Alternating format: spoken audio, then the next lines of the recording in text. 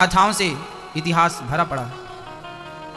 बड़े बड़े दिग्गज, बड़े बड़े महारथी सम्राट सब हमारे भारत में, हमारे राजस्थान में हुए। उसी पवित्र धरा पर आज भागवत की पावन चर्चा कहने का हमें सौभाग्य मिला।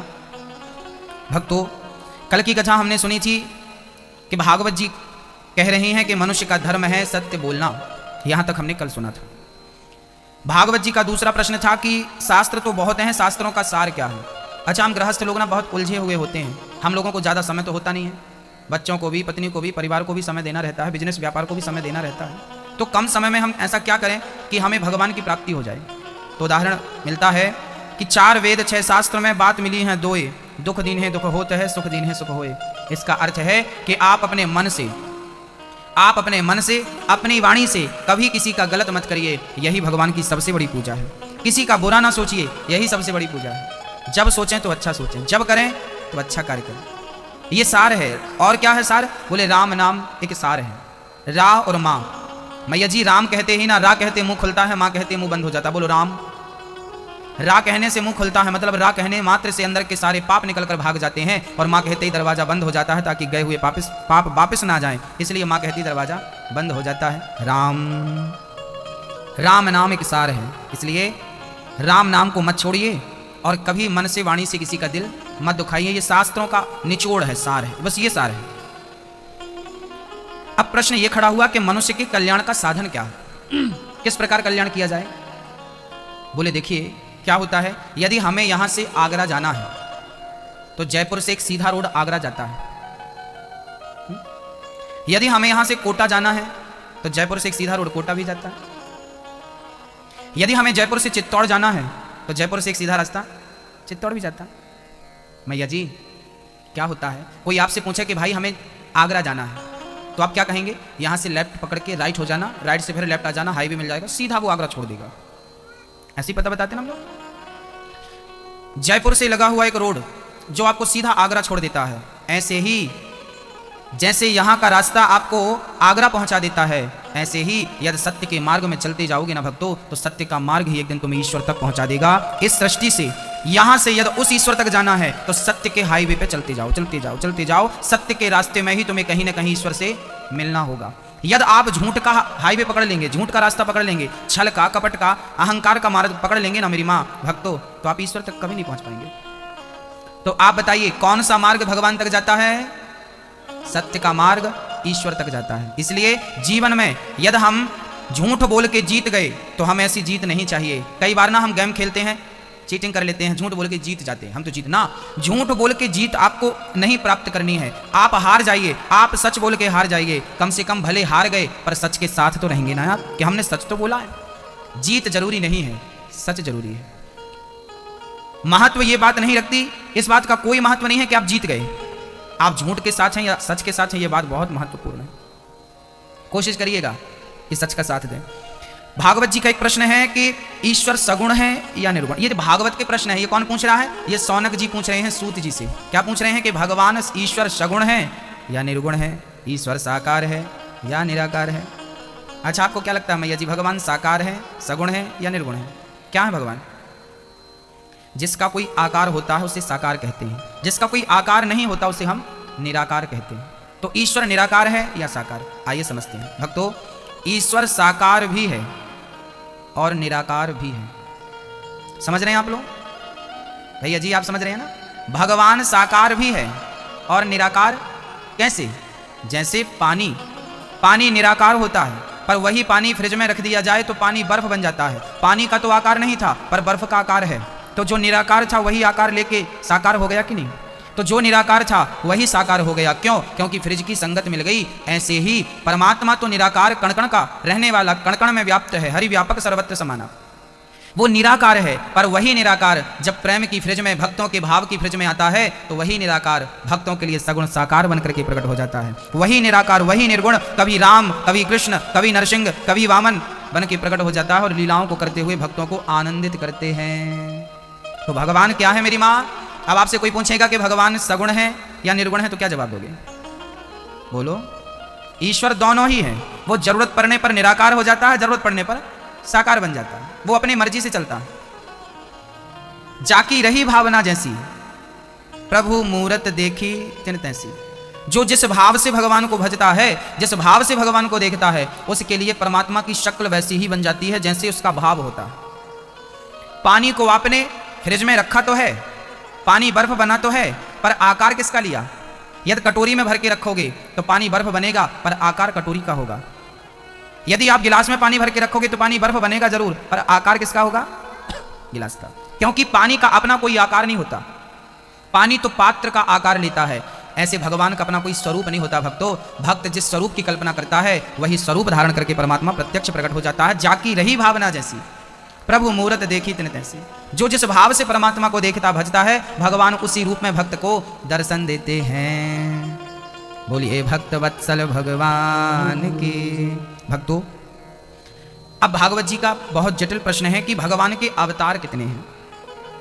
आपको जानकारी है भगवान के अवतार कितने हैं? बताइए भगवान के अवतार कितने हैं? मैया जी कितने अवतार हैं? आप बताइए भगवान के अवतार कितने हैं? 24, जिसमें 23 अवतार हो चुके हैं, एक बाकी है, इसी कलयुग में होने वाला है। कलयुग के अंत में विष्णु यश नाम के पंडित जी के घर पे संबल ग्राम में कलयुग के आखिरी में कल्कि भगवान का अवतार होगा। कल्कि भगवान को सहित जोड़ें तो 24 अवतारों की चर्चा है।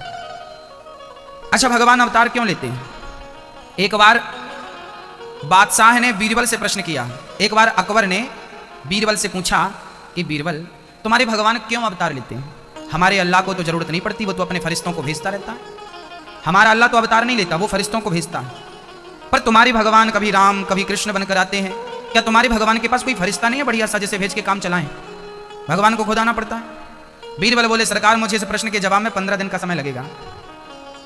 15 दिन मुझे चाहिए। ठीक है, 15 दिन दिया गया। एक दिन राजा ने, अकबर ने बीरबल से कहा कि बीरबल, आज हमें नदी की सैर करनी है, आज हमें नौका विहार करना है, चलो नौका विहार कराओ। बीरबल बोले चलिए। नाव तैयार की गई, राजा के सैनिक तैयार हो गए, 2 आगे 2 पीछे खड़े हो गए तैनात। राजा साहब नाव में बैठे और नाव चली। जब नाव बीच में चली गई, नदी के बीचों बीच, तब राजा से बीरबल ने कहा कि राजा साहब, आपका बेटा भी इस नाव पे है। राजा ने कहा कहाँ है? बीरबल ने पर्दा हटाया तो बेटा बैठा था। अकबर ने कहा बेटा मेरे पास आओ, तो बीरबल ने बेटे को उठाया और बीच नदी में फेंक दिया। राजा ने देखा मेरे बेटे को बीरबल ने पानी में डाल दिया।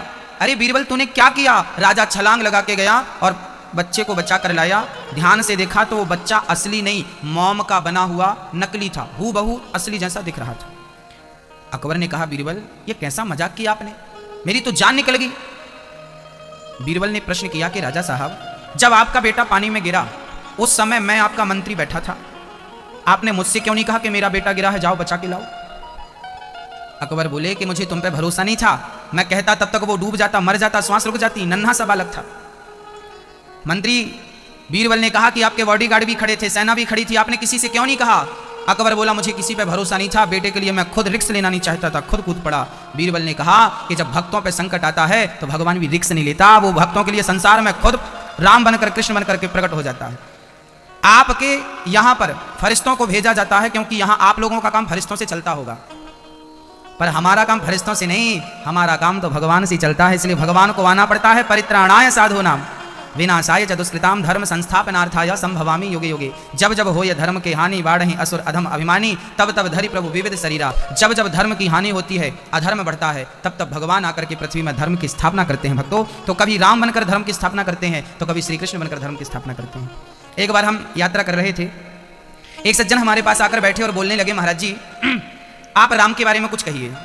हमने कहा भाई राम के बारे में कहने की क्या जरूरत है, क्या आपको जानकारी नहीं है राम के बारे में? बोले नहीं नहीं, हम राम को भगवान नहीं मानते। हमने कहा आप राम को भगवान नहीं मानते ना? हमने कहा फिर आप राम को क्या मानते हैं? उन्होंने कहा कि हम राम को साधारण मनुष्य मानते हैं, अपनी तरह, आपकी तरह।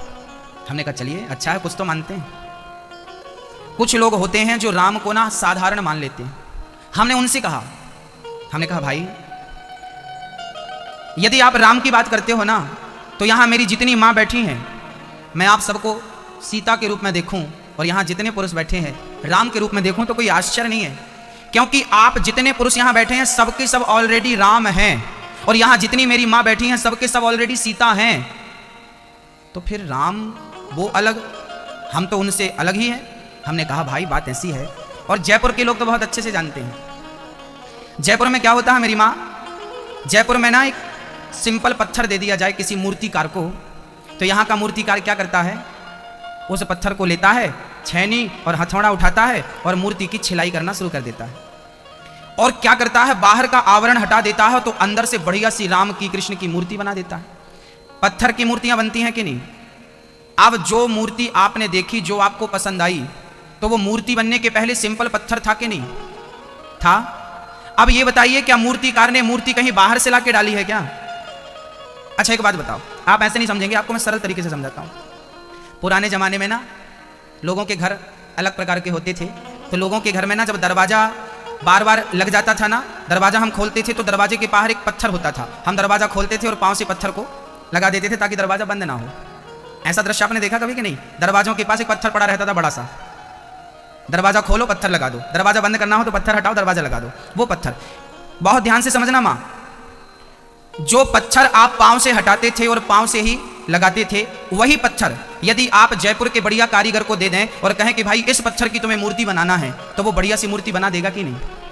और जब उस पत्थर की मूर्ति बन जाएगी तब क्या आप उसे द्वार पे रखोगे, फिर उसे पांव मारोगे? नहीं ना, फिर मंदिर में रखोगे, आरती उतारोगे। क्यों भाई? अब मूर्तिकार ने क्या कहीं से मूर्ति लाके डाल दी है क्या? अरे भाई, पत्थर में तो मूर्ति ऑलरेडी पहले से थी, केवल बाहर का आवरण हटा दिया उसने, छिलाई कर दी तो अंदर से एक बढ़िया सी मूर्ति प्रकट हो गई। भक्तों, जैसे हर पत्थर में एक मूर्ति छिपी होती है, बस कोई मूर्तिकार होना चाहिए, ऐसे हर दिल में, हर हृदय में, हर व्यक्ति के भीतर एक राम बैठा है, राम छिपा बैठा है, बस बाहर का आवरण हटाने की देर है। ये काम, क्रोध, लोभ, मोह, अहंकार यदि ये हट जाए तो आप तो ऑलरेडी राम हो, राम हैं आप।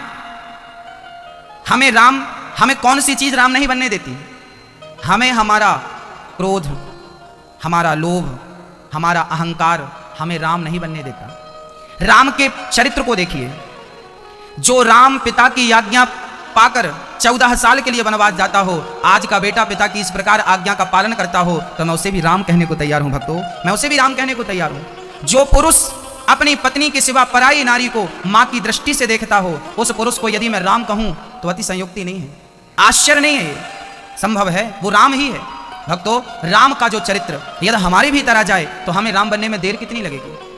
यदि सीता का चरित्र आपके जीवन में आ जाए तो आपको सीता बनने में देर कितनी लगेगी? सच कहता हूं मेरी मां, हम सब राम ही हैं, पर हमारे अंदर की बुराइयां हमें राम नहीं बनने देती, माया हमें राम नहीं बनने देती, और माया हट जाए तो देर भी नहीं लगेगी। भक्तों, जब हमने ये बात उन सज्जन से कही, वो चुप हो गए, उनके पास कोई उत्तर नहीं था, कोई उत्तर नहीं था। भगवान के अवतार कितने हैं, ये प्रश्न शौनक जी ने सूत जी से पूछा। कितने अवतार हैं जरा समझिएगा।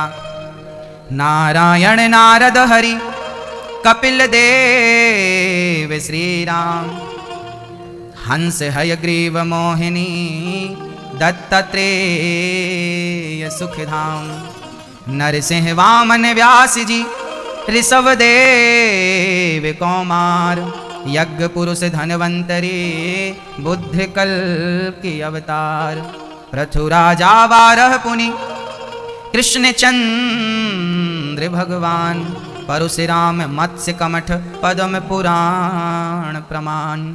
भगवान का पहला अवतार है सनकादि, सनक, सनंदन, सनातन, सनत कुमार।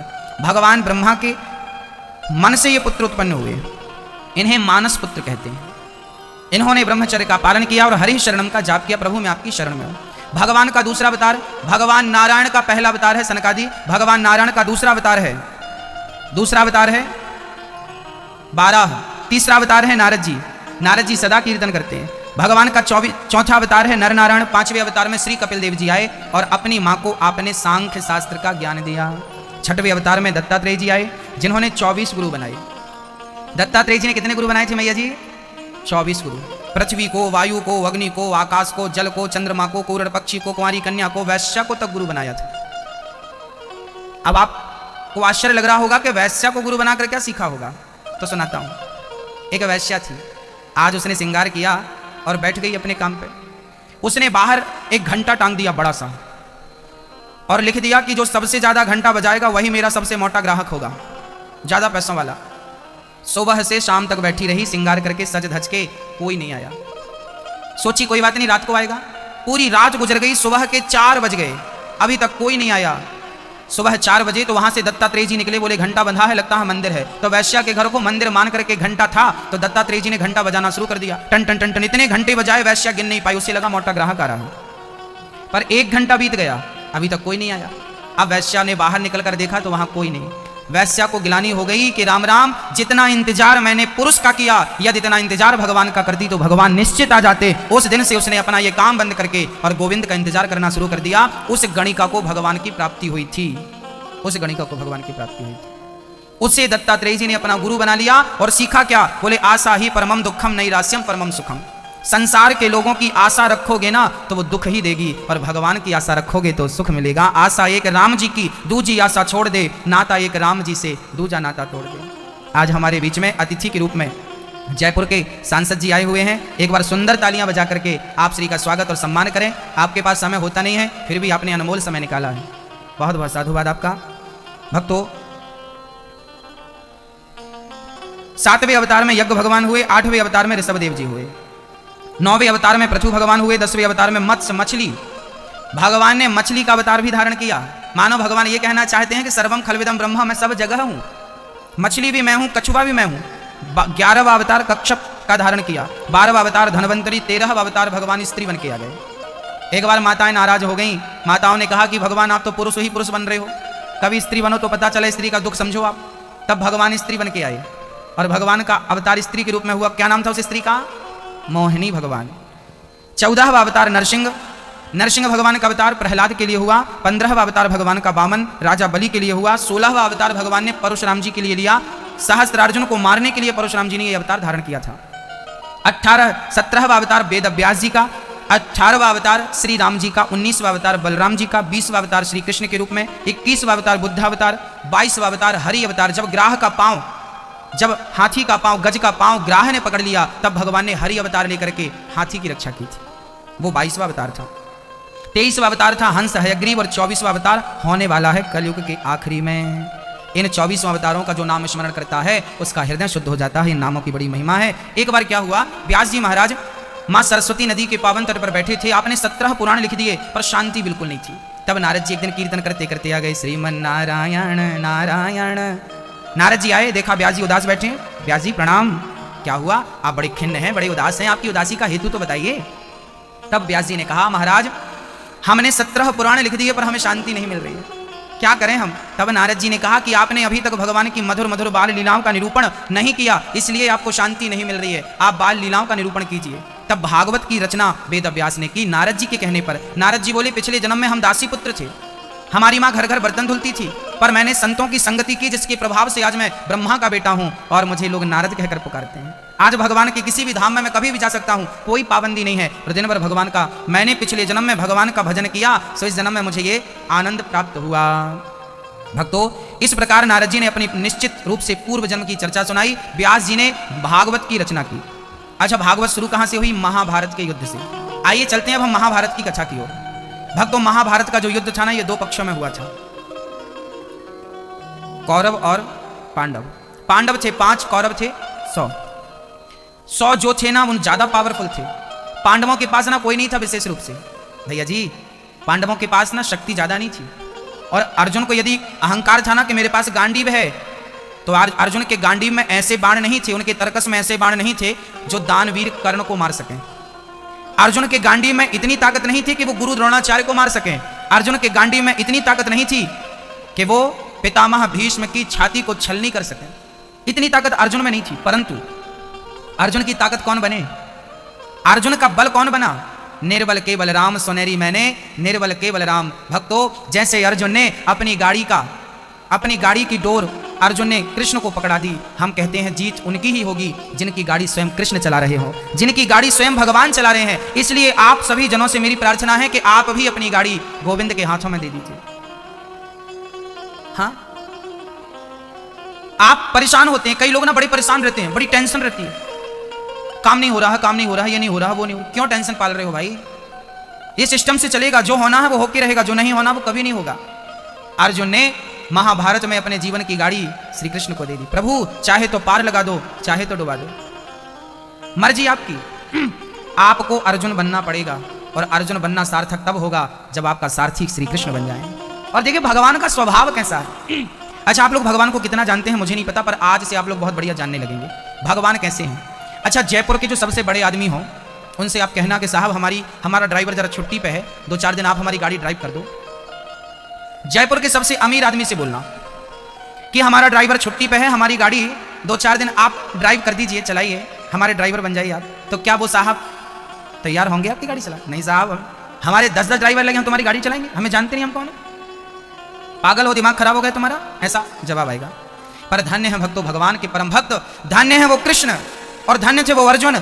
सोचिए कि जयपुर के सबसे अमीर आदमी से कहा जाए कि तुम हमारी गाड़ी चलाओ, कभी नहीं चलाएगा। पर अखिल ब्रह्मांड नायक, अखिल परमात्मा, जो परमात्मा सृष्टि को अपने इशारों पे नचाता है, जिसके रोम रोम में अनेक ब्रह्मांड लटक रहे हों, ब्रह्मांड निकाया निर्मित माया रोम रोम प्रतिवेद कहे, जिसके रोम रोम में हजारों ब्रह्मांड लटक रहे हों, वो अखिल ब्रह्मांड नायक आज अर्जुन की गाड़ी चला रहा है कि नहीं? अर्जुन का ड्राइवर बन गया कि नहीं? आप किसी करोड़पति से कहिए मेरा ड्राइवर बन जाओ, कभी नहीं बनेगा। पर जगत का पालनहार आपका ड्राइवर बनने को तैयार है। विडंबना तो यह है कि हम उसे अपना बनाना ही नहीं चाहते, हम उसे अपना नहीं बनाते जो हमारा बनने को तैयार है। अर्जुन की गाड़ी भगवान केवल गाड़ी नहीं, मेरी मां शांति दूत बनकर जाना पड़ा तो भगवान शांति दूत बनकर गए कि नहीं? गए, गए। भक्तों, वो भक्तों की चाकरी भी करता है, सारा काम भगवान स्वयं करते हैं अपने भक्तों का। अर्जुन की गाड़ी भगवान ने चलाई, अर्जुन को विजय प्राप्त करा दी। महाभारत में 99 कौरव मारे जा चुके थे, 99 कौरव मारे जा चुके थे, एक बचा था, एक बचा था, नाम था दुर्योधन। पर दुर्योधन की जांघ भी भीम भैया ने गदा के प्रहार से तोड़ दी। अर्जुन, अब दुर्योधन मरा, मरने को तड़प रहा था कि मृत्यु आ जाती तो मैं मर जाता। मृत्यु तो नहीं आई, मृत्यु तो नहीं आई। अश्वत्थामा आ गया। अश्वत्थामा ने कहा दुर्योधन मैं क्या मदद करूं, आपकी क्या सेवा करूं? दुर्योधन ने कहा कि मेरी आखिरी इच्छा है कि मैं पांडवों को मरा हुआ देखूं, क्या तुम उन्हें मार सकते हो? जरूर मार सकता हूं। आधी रात को अश्वत्थामा पांडवों को मारने चल पड़े। अच्छा, भूल गए थे अश्वत्थामा जी के जिनके रक्षक भगवान हो, उन्हें आप क्या मारेंगे? कि जिसने तेरा नाम लिया उसके जागे भाग, सोते हुए जीवन से अब तो प्राणी जाग। कम है जिंदगी कर लो बंदगी, प्रभु का हाथ हो तो मौत भी न मारते। मन में बसा कर तेरी मूर्ति, उतारूं मैं गिरधर तेरी आरती। क्यों घबराऊं मैं, मेरा तो श्याम से नाता है। जीवन की गाड़ी मेरी, जीवन की। अच्छा बताओ, आपकी गाड़ी कौन चला रहा है? आप खुद चला रहे हैं? यदि आप खुद चलाएंगे ना तो आपको टेंशन होगी। कई लोग ना बड़ी चिंता में रहते हैं, बड़ी टेंशन। आप लोग ना सोचते ज़्यादा, टेंशन इसलिए होती है। कल हमने बताया था कि अर्जुन को पता लगा कि हमें पितामह भीष्म मार डालेंगे, तो अर्जुन तो सो रहे थे। कन्हैया ने कहा अर्जुन तुम्हें पता नहीं है कल तुम्हें मरना है। अच्छा, महाभारत में एक घटना घट गई थी। क्या? महाभारत में एक घटना घट गई कि अभिमन्यु की मृत्यु हो गई। और जब यह समाचार अर्जुन ने सुना कि अभिमन्यु मारा गया, तो अर्जुन ने हाथ में जल लेके प्रतिज्ञा कर ली कि कल के युद्ध में मैं जयद्रथ को छोड़ूंगा नहीं, क्योंकि अभिमन्यु को मारने में सबसे बड़ा हाथ जयद्रथ का। और ये वही जयद्रथ था जो अभिमन्यु के मर जाने पर भी उसके मरे हुए सिर पर इसने लात मारी थी। ये वही जयद्रथ था। अर्जुन ने हाथ में जल लेकर प्रतिज्ञा कर ली कि कल के युद्ध में मैं जयद्रथ को मार डालूंगा, नहीं तो कल का युद्ध मेरे जीवन का अंतिम युद्ध होगा। यदि नहीं मार सका तो मैं चिता में जलकर समाप्त हो जाऊंगा। ऐसी प्रतिज्ञा अर्जुन ने की थी। अच्छा, जब ये बात कृष्ण को पता चली तो कृष्ण ने डांटा, अर्जुन प्रतिज्ञा लेने के पहले सोचना चाहिए ना, जयद्रथ को मारना संभव नहीं है। अर्जुन बोले प्रभु मैं कुछ नहीं जानता, अब सब कुछ आपको करना, सब कुछ आपको करना। अच्छा, आप थोड़ा सा ये हमें बता दीजिए कि भगवान पक्षपाती हैं या नहीं? आपको क्या लगता है, हमारे कन्हैया पक्षपाती हैं, हमारे भगवान पक्षपाती हैं या नहीं? बस ये बताइए। ईश्वर पक्षपाती है या नहीं, आप बताइए। मैया जी, ओ मैया बताओ, हाँ या ना, आप बताइए दादाजी।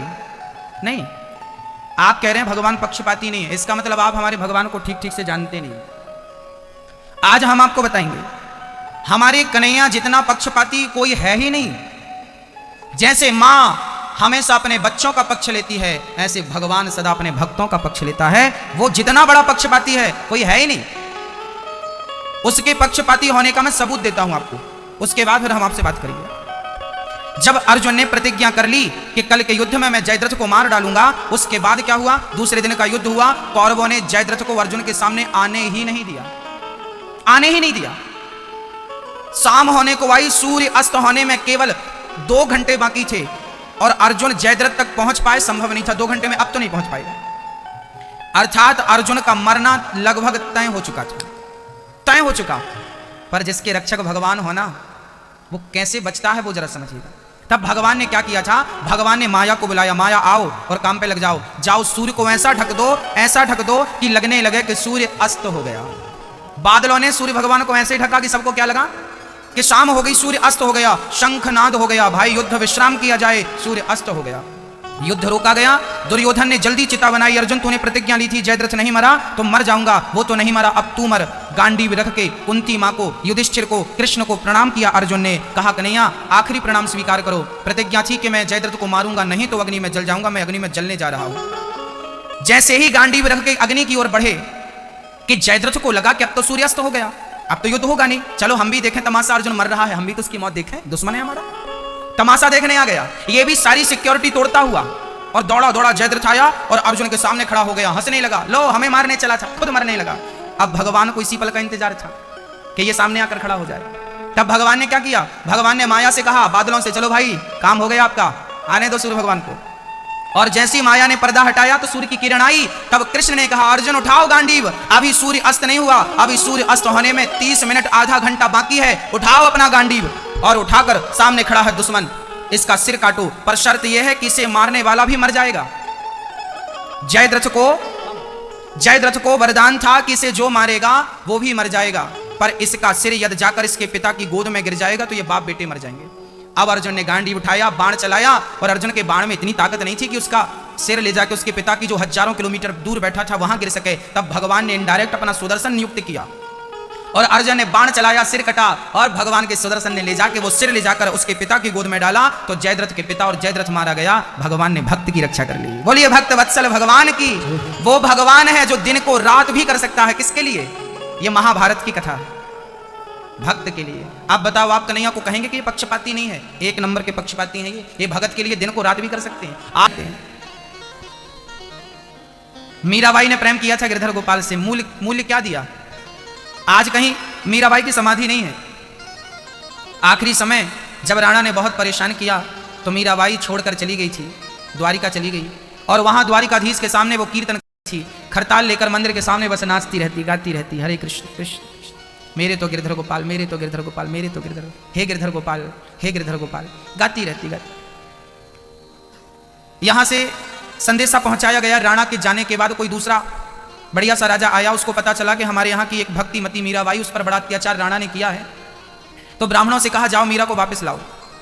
मीरा को वापस लाने के लिए पहुंचाया तो मीरा को खबर मिली कि मुझे वापस बुलाया जा रहा है। तो द्वारिकाधीश के सामने रोने लगी, द्वारिकाधीश तेरे दर पे आने के बाद, तुझे पाने के बाद क्या कोई फिर से वापस जाता है, मुझे स्वीकार कर लो। और वहां जब प्रेम की प्रबल पराकाष्ठा हुई, इतना प्रेम मीरा के हृदय में कि द्वारिकाधीश का मुंह खुला और देखते ही देखते लाखों के भक्तों के बीच में मीरा भगवान के मुंह में समा गई थी। ऐसी मीराबाई आज कहीं समाधि नहीं है मीरा की, द्वारिकाधीश के मुख में समा गई थी। यदि प्रेम भगवान से करोगे तो उसका मूल्य ये है, ऐसा मूल्य चुकाया जाता। सुदामा ने प्रेम किया कन्हैया से तो क्या मिला उसे, सुदामा जी आए तो क्या किया भगवान ने, देखे सुदामा की दीन दशा, करुणा करके करुणा निधि रोए, पानी परात को हाथ छुओ नहीं, नैनन के जल से पग धोए। अब बताइए, सुदामा आए थे घर पे द्वारिकाधीश से मिलने, जिसे लोग देखकर हंस रहे थे ये भिखारी है, इनकी तो आदत हो गई है। और जब सुदामा ने कहा कि कृष्ण हमारे बचपन के मित्र हैं तो लोगों ने बहुत मजाक उड़ाया था, बहुत हंसी उड़ाई थी। लो मांगने का नया तरीका ढूंढ लिया, सखा हो गया। सुदामा ने कहा हंस लो। सुदामा चुपचाप खड़े रहे, इंतजार करते रहे कि मेरा कृष्ण आएगा जरूर। प्रेम किया था ना सुदामा ने, कृष्ण क्यों नहीं आते। द्वारपाल ने संदेशा पहुंचाया तो भगवान दौड़े दौड़े आए, उनका दुपट्टा जमीन में गिर गया सो गिर गया, उठाया नहीं, जैसे थे नंगे पांव दौड़ पड़े जगत के पालनहार और उठाकर सुदामा को हृदय से लगा लिया, गले लग गए सुदामा को फूट फूट कर। सोचिए जिसके दर्शन करने के लिए लाखों की भीड़ लगती है, आज वो सुदामा को, सुदामा की क्या हैसियत थी, पांव में कांटे चुभे थे, चप्पल भी तो नहीं थी पांव पे, टूटी सी लाठी थी, टूटा सा कमंडल था, 4 मुट्ठी चावल कांख में दबे थे, शरीर पे कितने कपड़े थे, फटे पुराने कपड़े पहनकर सुदामा द्वारिका पहुंचे। और धन्य है द्वारिकाधीश कि ऐसे दीनहीन दुखी भक्तों को भी भगवान अपने गले से लगाता है। और सिर्फ गले से लगाया इतना नहीं मेरी माँ, कहा जाता है सुदामा के चरणों में लगे कांटों को द्वारिकाधीश ने अपने मुंह से निकाला। और इतना प्रेम उस द्वारिकाधीश के अंदर कि अपने भक्त के चरणों को पानी से नहीं नेत्रों के जल से धुल दिए। वाह प्रभु वाह, ये आपकी भगवत्ता, इसलिए आप भगवान हैं। आप इतना प्रेम अपने भक्त से करते हैं, सोचिए कि भगवान अपने भक्त से इतना प्रेम करता है तो भक्त को अपने भगवान से कितना प्रेम करना चाहिए, कितना प्रेम करना चाहिए। प्रेम किया सुदामा ने, उसका मूल्य ये था कि नेत्रों के जल से चरण पखार दिए, ये प्रेम का मूल्य था। प्रेम किया था द्रौपदी ने, तो क्या हुआ, भरी सभा में दुशासन ने साड़ी खींची। जब दुशासन ने साड़ी खींची तो द्रौपदी ने पुकारा, क्या कहा था द्रौपदी ने, कहां जा छिपे हो प्यारे कन्हैया, यहाँ लाज मेरी लूटी जा रही है। दुशासन के हाथों तेरी द्रौपदी की सभा बीच साड़ी खींची जा रही है। कहाँ जा छिपे हो प्यारे कन्हैया, यहाँ लाज मेरी लूटी जा रही है। जिन्होंने कभी मेरी सूरत ना देखी वो देखेंगे आज वदन मेरा नंगा। कन्हैया, जिन्होंने कभी शक्ल नहीं देखी, घूंघट डाल के रहती थी, आज वो मेरा निर्वस्त्र शरीर देखेंगे। हे द्वारिकाधीश, जिन्होंने कभी मेरी सूरत ना देखी वो देखेंगे आज वदन मेरा नंगा। जुआ में पति जी मेरे हारे हैं बाजी, महलों की रानी लूटी जा रही है।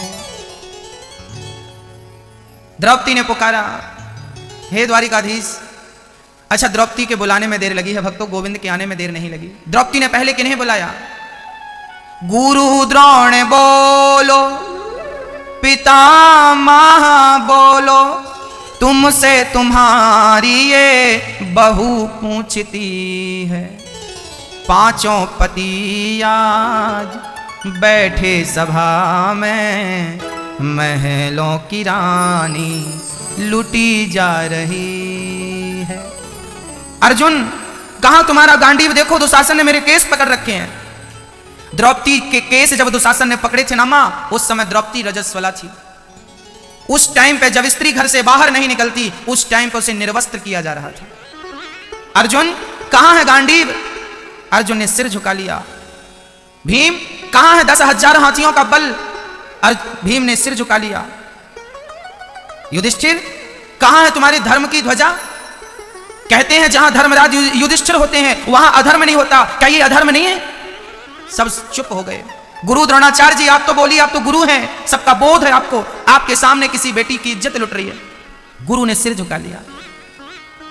पितामह भीष्म, सबसे बड़े आप हैं, और क्या मजाल के आपके होते अधर्म हो जाए? ये दुशासन में इतनी ताकत कहां कि आपके एक बाण का सामना कर सके? पितामह साइलेंट थे, कुछ बोले नहीं।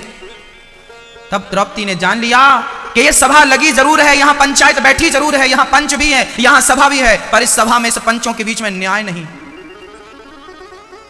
दुनिया की सबसे पहली पंचायत थी जहां पंच पांचों थे, सभा पूरी थी, पर न्याय नहीं था। जब द्रौपदी को लगा कि अब मेरे पांचों पति मेरी रक्षा नहीं कर सकते, गुरु द्रोणाचार्य पितामह भीष्म मेरी रक्षा नहीं कर सकते, अपमान हो रहा था, दानवीर कर्ण बोल रहा था द्रौपदी रोती क्यों है, अरे तेरे तो 5 पति हैं, जैसे 5 वैसा छठवां मुझे भी अपना बना ले। रुक्मणी कह रही थी भोजन तैयार है, और यहां भगवान खड़े थे कि मेरी बहन कम मुझे पुकारे, कम मैं जाऊं।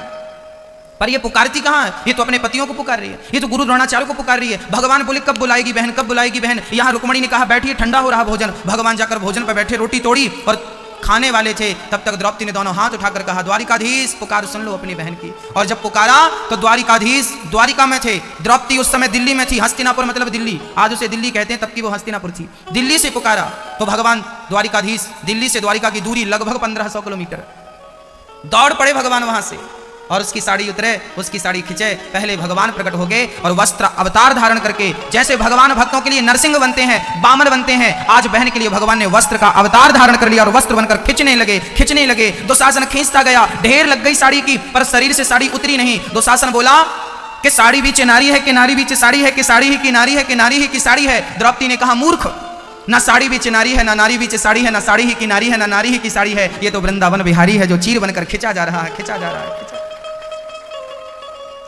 द्रौपदी ने, आज जगत के पालनहार ने द्रौपदी की रक्षा की। उस समय भगवान को केवल 2 लोग देख रहे थे। लगी तो सभा थी, पर भगवान का दर्शन सबको नहीं हुआ। पहला दर्शन द्रौपदी ने देखा कि द्वारिकाधीश आ गए, और दूसरा पितामह भीष्म ने देखा।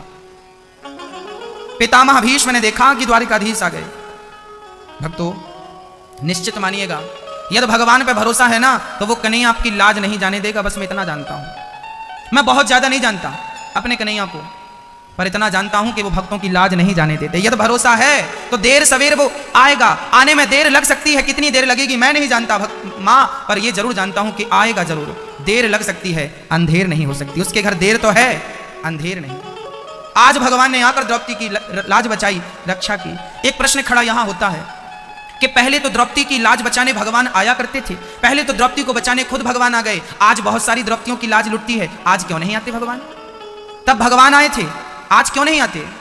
बोले तब बुलाने वाली द्रौपदी थी, आज भी कोई बुलाने वाली अगर द्रौपदी हो तो भगवान आज भी आएंगे। भक्तों बुलाने वाली द्रौपदी होनी चाहिए, बस उसके आने में देर नहीं है, बुलाने वालों में देर है। कौन कहता है भगवान आते नहीं? द्रौपदी की तरह तुम बुलाते नहीं। कौन कहता है भगवान खाते नहीं? मां यशोदा के जैसे खिलाते नहीं। कौन कहता है भगवान सोते नहीं? मां यशोदा के जैसे सुलाते नहीं। कौन कहता है भगवान खाते नहीं? बेर शबरी के जैसे खिलाते नहीं। कौन कहता है भगवान नाचते नहीं? गोपियों की तरह तुम नचाते नहीं। हम बन के तो देखें, उसके योग देखना वो आता है कि नहीं। भक्तों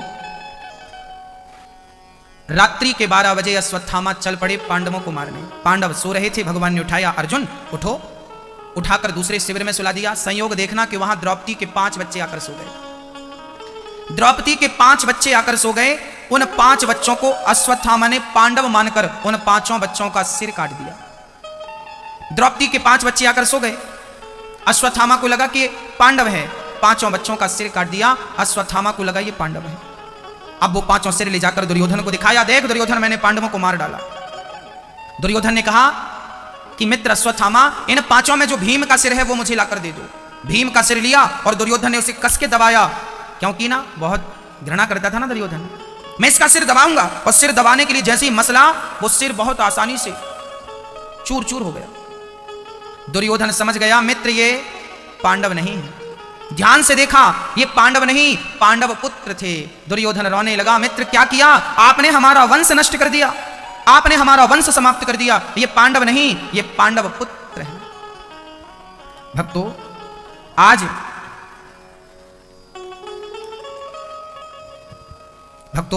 हमारे बीच में जो अतिथि हैं, जयपुर के संसद जी, आप आए मंच में, भागवत जी का पूजन आप करना चाह रहे हैं, स्वागत है आपका।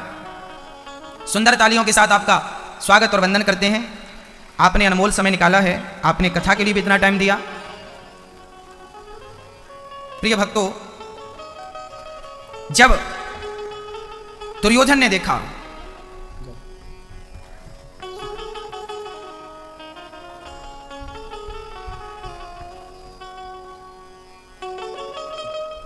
भक्तों जब भगवान श्री कृष्ण, जब दुर्योधन ने देखा कि ये पांडव नहीं पुत्र हैं, पहले तो प्रसन्न हुआ कि पांडव मर गए,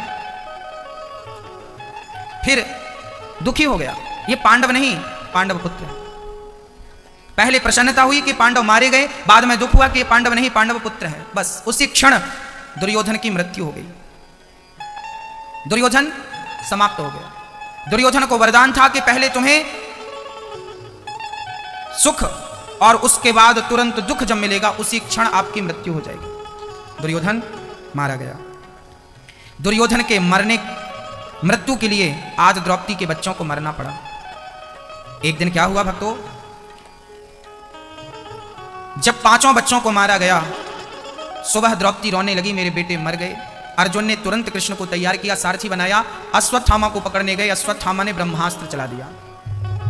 मैया जी, ओ मैया, हो गई पंचायत? हाँ, थोड़ा ध्यान से मेरी माँ, आप बातें मत करिएगा, यहां से दिखता है कौन बात कर रहा है कौन नहीं, और हम देखें ना देखें कन्हैया तो देख ही रहे हैं ना। कथा सुनिए बहुत प्यार से, एक भी शब्द ना छूट जाए, पता नहीं कौन सा शब्द कथा का आपकी तकदीर और तस्वीर बदल दे। इसलिए जब कथा सुनते हैं ना भक्तों, तो क्या होता है, बोले कथा जब कानों से जाती है ना, भले आपको समझ में आए कथा ना आए, पर वो कथा जब कानों से हृदय तक पहुंचती है तो हृदय में बैठे जन्म जन्म के पाप समाप्त हो जाते हैं। ये कथा का प्रभाव है। कथा चित्त को शांत करती है, मन को केंद्रित करती है। अर्जुन ने अश्वत्थामा को पकड़ने के लिए दौड़ लगाई, अश्वत्थामा ने ब्रह्मास्त्र चलाया। अर्जुन दौड़े दौड़े कृष्ण की शरण में आ गए। पाहि पाहि महायोगिन देव देव जगतपते, नान्यम त्वद्भयं पश्ये यत्र मृत्युः परस्परम। पाहि पाहि महायोगिन देव देव जगत। भक्तों, अर्जुन चरणों में गिर पड़े, प्रभु ब्रह्मास्त्र चला दिया है अश्वत्थामा ने, आप रक्षा करिए, लाज बचाइए। भगवान ने कहा तू भी ब्रह्मास्त्र चला। अर्जुन ने भी ब्रह्मास्त्र चलाया, दोनों ब्रह्मास्त्र टकराए, डगमग डगमग पृथ्वी डोलने लगी। भगवान ने शांत किया अश्वत्थामा के ब्रह्मास्त्र को, शांत कर दिया। अश्वत्थामा को लाकर द्रौपदी के सम्मुख खड़ा कर दिया। द्रौपदी, आपके पुत्र का हत्यारा आपके सामने खड़ा है, जो सजा देना चाहती है उसे दे दो। द्रौपदी के सामने कौन खड़ा है मेरी माँ? उसके 5 बेटों का हत्यारा। द्रौपदी के 5 बेटों को किसने मारा था? इसी ने मारा था, अश्वत्थामा ने।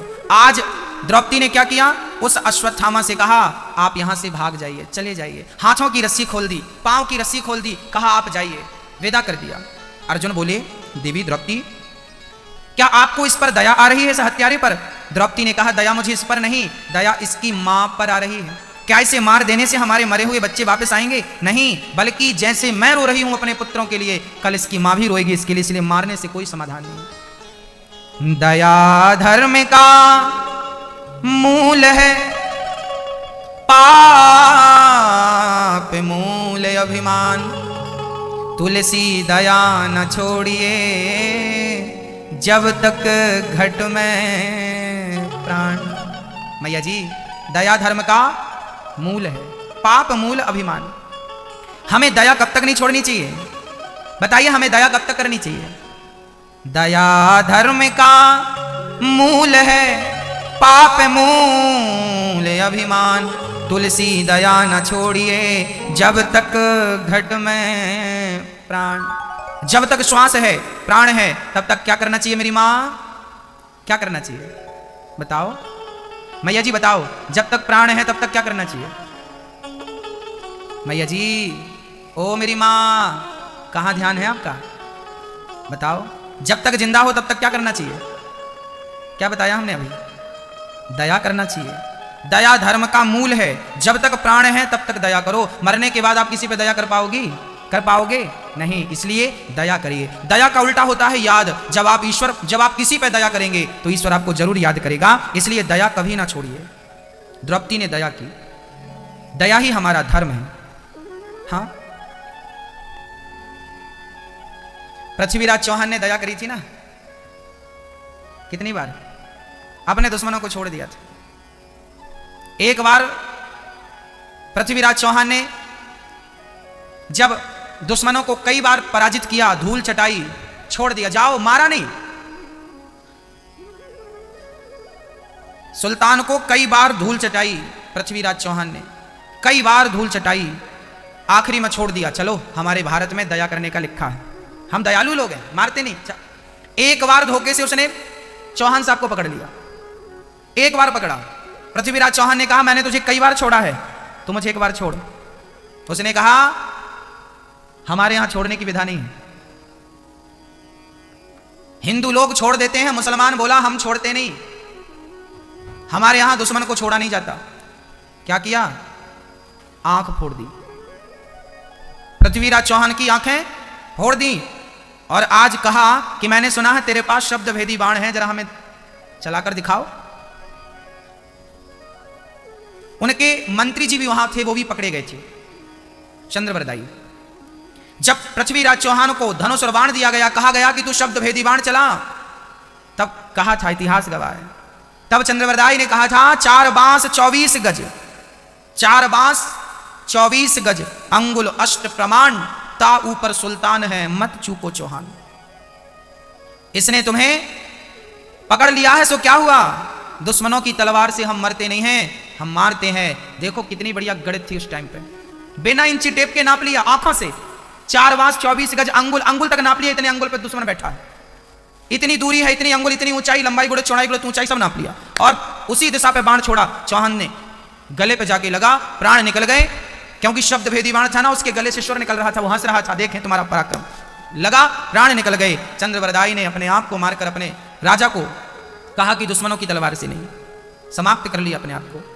भक्तों, हमारे यहां दया करने का लिखा है, दया धर्म का मूल है, पाप मूल अभिमान, तुलसी दया ना छोड़िए जब तक घट में प्राण, दया करिए। भक्तों, दया की गई, द्रौपदी ने कहा छोड़ दो, भीम भैया ने कहा मैं छोड़ने वाला नहीं। भगवान से पूछा प्रभु क्या करें? तब कन्हैया ने कहा कि ब्रह्मबंधुर न हंतव्य आई बधारण मयैवो भयमाम्नातं परिपाहेनुशासनम।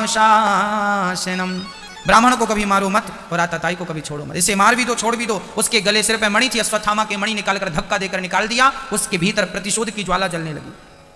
उत्तरा के गर्भ को नष्ट करने के लिए अश्वत्थामा ने ब्रह्मास्त्र चला दिया। हाँ, अश्वत्थामा को आज भगवान ने देखा कि इसने ब्रह्मास्त्र चला दिया। नन्हे से बच्चे जो पेट में उत्तरा के गर्भ को नष्ट करने के लिए जब इसने ब्रह्मास्त्र चलाया, उत्तरा दौड़ी दौड़ी आई कृष्ण के चरणों में बोलने लगी, हे प्रभु मेरी रक्षा करो। जिस बालक ने अभी जन्म नहीं लिया उसे मारने के लिए अश्वत्थामा ने ब्रह्मास्त्र चला दिया। उत्तरा शरण में गई, भगवान ने अंगूठे के बराबर रूप बनाया, उत्तरा के गर्भ में जाकर उत्तरा के गर्भ की रक्षा की। भगवान श्री कृष्ण वापस आए, उत्तरा को वहां से विदा किया, जाओ, और अश्वत्थामा को अजर अमर का वरदान दिया। तुम्हें जो घाव अभी है सिर पर, मणि निकालने का जो घाव सिर पर है, ये घाव जीवन में कभी भरेगा नहीं, तुम अमर हो जाओ। आज भी अश्वत्थामा जी अमर हैं। उत्तरा ने कहा प्रभु आपने इसे अमर कर दिया, तो अमर होना तो सभी चाह रहे हैं, तो ये कोई दंड थोड़ी हुआ। बोले ना, इसके सिर पे घाव है, इसके सिर पे अभी ताजे, इसके शरीर पे ताजे ताजे घाव हैं, ये अमर रहेगा, पर इसे इसके घाव कभी भरेंगे नहीं, जैसे हैं वैसे बनी रहेंगे। अब सोचिए किसी के शरीर में बड़ा दर्द हो और उसे कह दिया जाए तुम अमर हो जाओ, तो उस दर्द के साथ वो अमर होगा, तो वो घुट घुट के मरने वाली बात होगी कि नहीं? ये वरदान दिया था भगवान ने, तुम अमर हो। क्यों वरदान दिया? क्योंकि तुमने गर्भ के बच्चे को मारना चाहा। अश्वत्थामा ने पेट के बच्चे को जो गर्भ में था, याद रखना मेरी माँ, जो गर्भ हत्या लोग करते हैं, भ्रूण हत्या लोग करते हैं, इसका बहुत जघन्य पाप होता है और इसका परिणाम भोगना पड़ता। अश्वत्थामा ने यही पाप किया था कि गर्भ के बालक को मारना चाहा था, भगवान ने ये सजा दी। आज भी 7 लोग अजर अमर हैं, अश्वत्थामा बलिर्व्यासो हनुमानश्च विभीषण कृपा परशुरामश्च कृपाचार्य। अश्वत्थामा, ये बलि, राजा बलि पाताल के राजा हैं अभी, अश्वत्थामा बलि, वेद व्यास जी अभी जीवित हैं, हनुमान जी, विभीषण जी, कृपाचार्य जी, परशुराम जी, और 8वें हैं मार्कंडेय जी। ये लोग आज भी जीवित हैं, ऐसा शास्त्रों ने हमें कहा है। भक्तों, आज भगवान द्वारिका जाने की तैयारी कर रहे थे, तभी कुंती बुआ सामने आ गईं। कृष्णाय वासुदेवाय देवकी नंदनाय च नंद गोप कुमाराय गोविंदाय नमो नमः। आज कुंती बुआ ने कहा कन्हैया हम आपसे कुछ मांगना चाहती हैं। कन्हैया बोले माँ हमसे मांगना चाह रही हो, मांगो, क्या चाहे, जो मांगोगी हम देंगे। कुंती बुआ ने कहा यदि देना चाहते हो तो मांगू। हाँ हाँ बुआ मांगो, जो मांगोगी सब मिलेगा। कुंती बुआ ने कहा देना चाहते हो तो हमें दुख दे दो। दुख? दुख हाँ हाँ दुख। अब बताइए कौन होगा वो जो भगवान से दुख मांगे हमारी झोली में दुख दे दो। कन्हैया बोले माँ जब से आपने होश संभाला है तब से आपने दुख ही दुख पाया, फिर भी हमसे दुख मांग रही हैं आप। लाक्षागृह में बंद करके कौरवों ने आग लगवा दी थी, क्या ये दुख कम था? भारी सभा में द्रौपदी की लाज लूटनी चाहिए, क्या ये दुख कम था? 12 वर्ष का वनवास, 1 वर्ष का अज्ञातवास आपको दिया गया, क्या ये दुख कम था? तब कहा कुंती ने कन्हैया जीवन में यदि दुख ना होते ना, जब जब मेरे जीवन में दुख आए हैं कन्हैया तब तब उन दुखों से पार लगाने आप भी आए हैं, मैंने आपको भी देखा है। दुख ना होते तो आपका दर्शन ना होता, इन दुखों के कारण मुझे आपका दर्शन बार बार करने का सौभाग्य मिला। ऐसा सुख क्या करूं कन्हैया जिस सुख में मुझे आपका स्मरण ही ना हो, आपका चिंतन ही ना हो, ऐसा सुख पाकर मैं क्या करूंगी। मुझे सुख नहीं चाहिए। मुझे क्या मांगा कुंती बुआ ने? मुझे तो दुख चाहिए। क्यों मांगा दुख कुंती बुआ ने? क्योंकि दुख में सुमिरन सब करें, सुख में करें न कोई। जो सुख में सुमिरन करें सो दुख काहे को होए। ज्यादा स्मरण भगवान का सुख में होता है कि दुख में? दुख में होता ना। इसलिए भगवान से कहो कि प्रभु हमें तो जो आपकी मर्जी हो वो हमें दे दो। हाँ भगवान फूलों में रखे या कांटों में रखे, तेरी मर्जी, तू जैसे रखना चाहे सो वैसे रख ले, हम तो तेरी मर्जी में अपनी मर्जी मिला रहे हैं। हाँ मैया जी। कुंती बुआ ने क्या मांगा? दुख मांगा। क्यों मांगा? हमें सुख नहीं चाहिए। ऐसे सुख पर पत्थर पड़े जो कृष्ण हृदय से जाएं, बलिहारी व दुख की जो पल पल नाम जपाए। जीवन में जब सुख आता है ना मेरी माँ, हम उस कन्हैया को भूल जाते हैं। और याद रखना बहुत सुखी आप हो जाएं और फिर भी भगवान का चिंतन बना रहे, ये भगवान की बहुत बड़ी कृपा है आप पर कि आप इतने सुखी होने के बाद भी भगवान का चिंतन करते रहते हैं। अब आगे हैं वो लोग जो थोड़ा सा धन पाकर, थोड़ी सी दौलत पाकर भगवान को भूल जाते हैं। भक्तों भगवान को भूल जाना ही सबसे बड़ा दुख है और भगवान का स्मरण बना रहे यही सबसे बड़ा सुख है। तो भगवान से कहो कि प्रभु आप जैसे रखो हम वैसे रह लें, सुख दो या दुख दो। हाँ सुख भी हमें प्यारे हैं।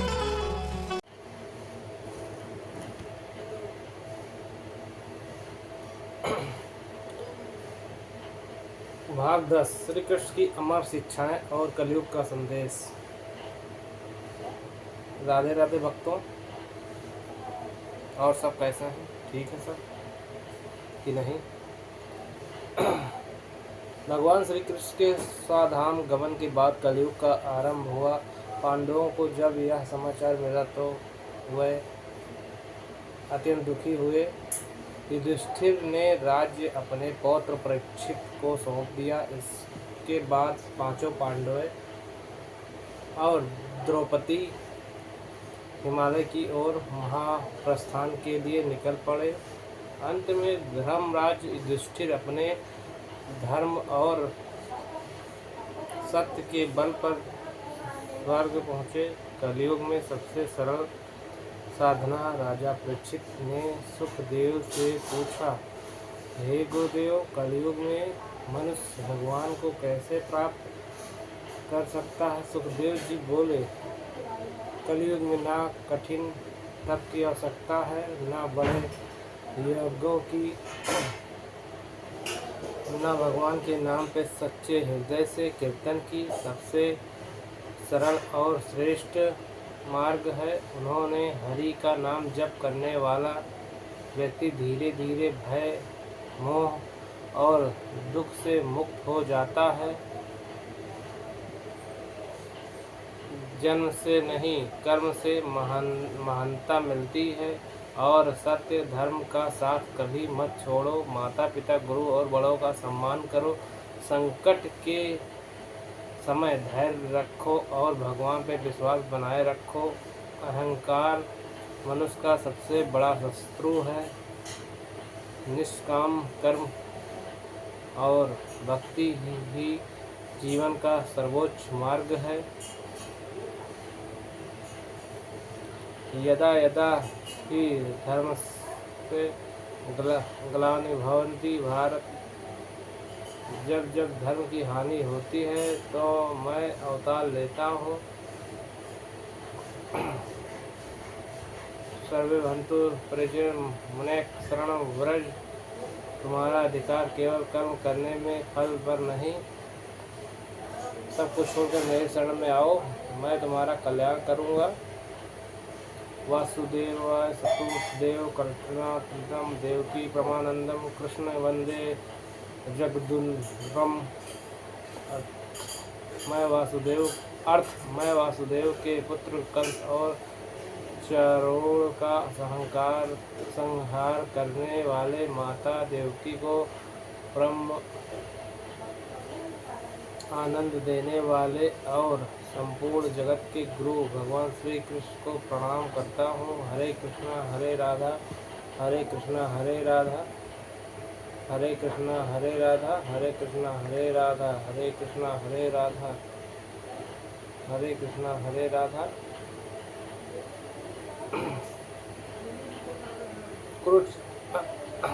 श्रीमद् भागवत गीता अध्याय 1 अर्जुन विषाद योग। श्री परमात्मने नमः। कुरुक्षेत्र की पवित्र भूमि पर धर्म और अधर्म का निर्णायक युद्ध होने वाला था और एक कौरवों की विशाल सेना थी, दूसरी ओर पांडवों की सेना। भगवान श्री कृष्ण अर्जुन के सारथी बने। उन्होंने रथ को दोनों सेनाओं के बीच खड़ा कर दिया। अर्जुन ने जब अपने सामने भीष्म, द्रोणाचार्य, अपने भाई, मित्र, चाचा, मामा और संबंधियों को देखा तो उनका हृदय करुणा से भर गया। उन्होंने श्री कृष्ण से कहा, हे माधव, मैं अपने स्वजनों पर प्राण कैसे चढ़ाऊँ? इसके बस से मुझे राज्य सुख का विजय कुछ भी नहीं चाहिए। अर्जुन के हाथ कांपने लगे। उनका गंडीव धनुष हाथ से छूट गया। वह रथ में बैठ गए। बोले, मैं युद्ध नहीं करूंगा। भगवान श्री कृष्ण शांत रहे। उन्होंने देखा कि अर्जुन का युद्ध केवल अपने परिवार के लिए नहीं था, बल्कि वह मोह और भ्रम में पड़ा था।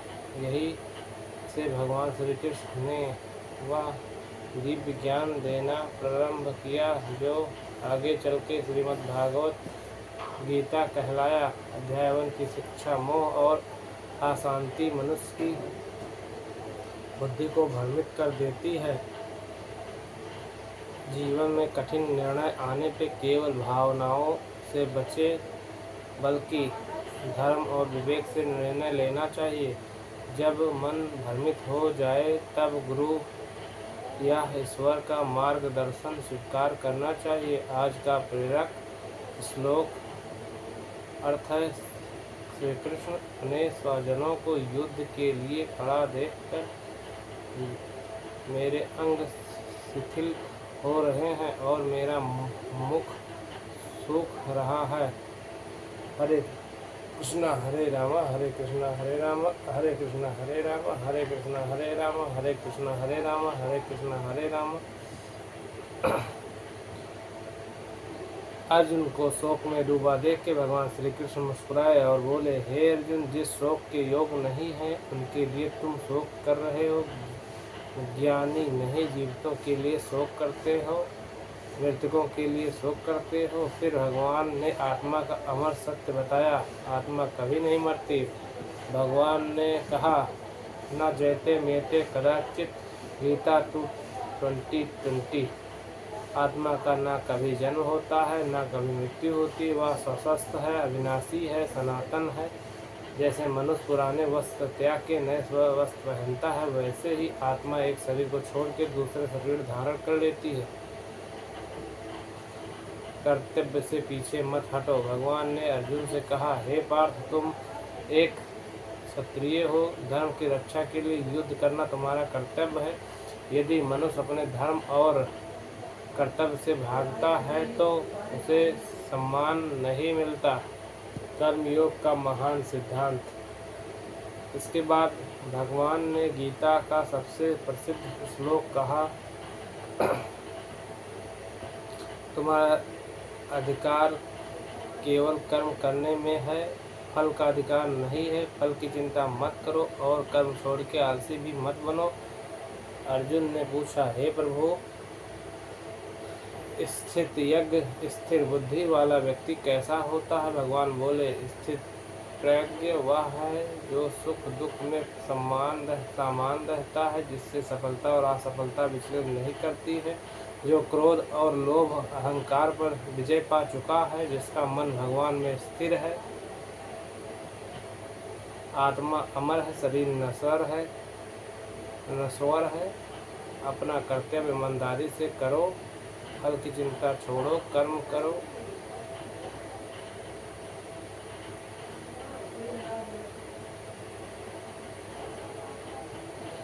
सुख दुख में संतुलित रहो, भगवान पर विश्वास रखो, मन को स्थिर बनाओ। योग आज का प्रेरक श्लोक है, योगास्त्रो कर्मणि त्यागता धनंजय सिद्धकृत्य समो भुंजया योग उच्चते गीता। अर्जुन, हे अर्जुन, अशांति छोड़ के समभाव से अपना कर्तव्य करो। सफलता और असफलता में समान रहना ही योग है।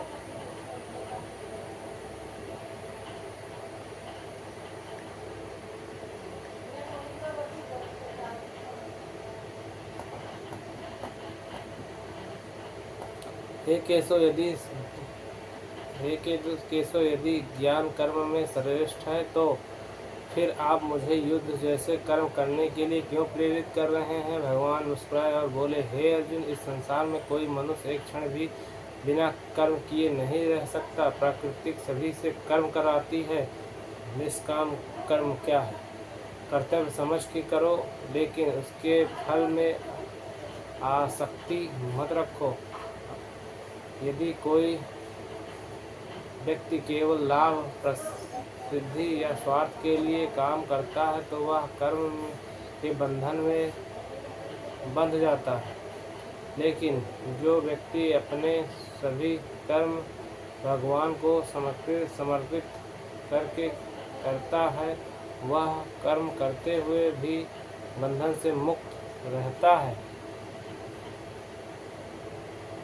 राजा जनक का उदाहरण है। भगवान ने राजा जनक का उदाहरण दिया। उन्होंने राजा जनक के राजधर्म निभाते हुए आत्मज्ञान प्राप्त किया। इसलिए संसार छोड़ना आवश्यक नहीं है, बल्कि अपने कर्तव्य को ईश्वर भाव से करना आवश्यक है। श्रेष्ठ व्यक्ति का आचरण। जो श्रेष्ठ व्यक्ति करता है, सामान्य लोग भी वही करते हैं। इसलिए जो व्यक्ति समाज में सम्मानित है, उसे ऐसा आचरण करना चाहिए जिससे दूसरों को सही मार्ग मिले। काम और क्रोध सबसे बड़े शत्रु। मनुष्य जानते हुए भी पाप क्यों करता है? काम, अनियंत्रित इच्छा और क्रोध मनुष्य के सबसे बड़े शत्रु हैं। यही ज्ञान को ढंग से देते हैं, वह विवेक को नष्ट कर देते हैं।